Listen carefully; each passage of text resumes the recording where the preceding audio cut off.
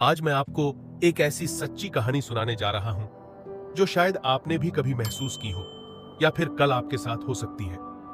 यह सिर्फ मेरी नहीं बल्कि उन हजारों लोगों की सच्चाई है जो उम्मीद लेकर सरकारी अस्पतालों में जाते हैं। मेरा छोटा भाई एक दिन स्कूटी से गिर गया। उसके पैर के लिगामेंट्स डैमेज हो चुके थे। वो दर्द से तड़प रहा था। हम उसे तुरंत नजदीकी सरकारी अस्पताल लेकर गए। वहां पहुंचते ही हमें एक डॉक्टर के पास भेजा गया, लेकिन जो बर्ताव उसने मरीजों के साथ किया वो देखकर दिल टूट गया। जब एक मरीज ने कुछ पूछना चाहा तो डॉक्टर ने उसे डांट दिया बिना वजह। फिर हमें बोन स्पेशलिस्ट के पास भेजा गया, लेकिन उन्होंने तो ठीक से देखा तक नहीं, सिर्फ एक नजर डाली और दवा लिख दी। हमने कहा, डॉक्टर साहब एक्सरे तो करवा लीजिए ताकि पता चले कि अंदर क्या हुआ है।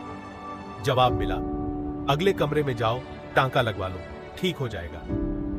उस पल हमने ठान लिया, अब नहीं। हमने अपने भाई को लेकर एक प्राइवेट अनुभवी डॉक्टर के पास गए। वहां पता चला कि उसकी नसें पूरी तरह डैमेज हो चुकी थी। सर्जरी जरूरी थी।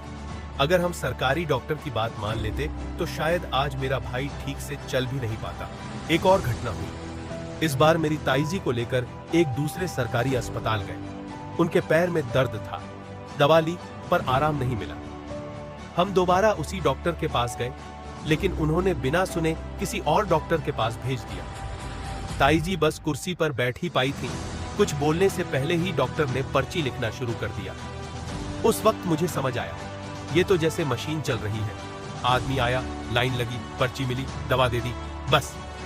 पर यह किसी की जिंदगी का सवाल है। इंसानियत कहां है?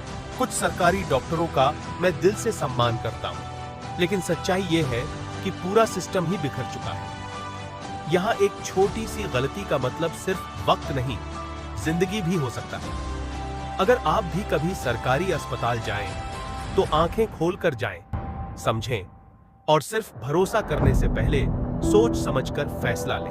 मैं ये सब इसलिए कह रहा हूं क्योंकि मैंने खुद झेला है और मैं चाहता हूं कि आप झेले उससे पहले जान लें।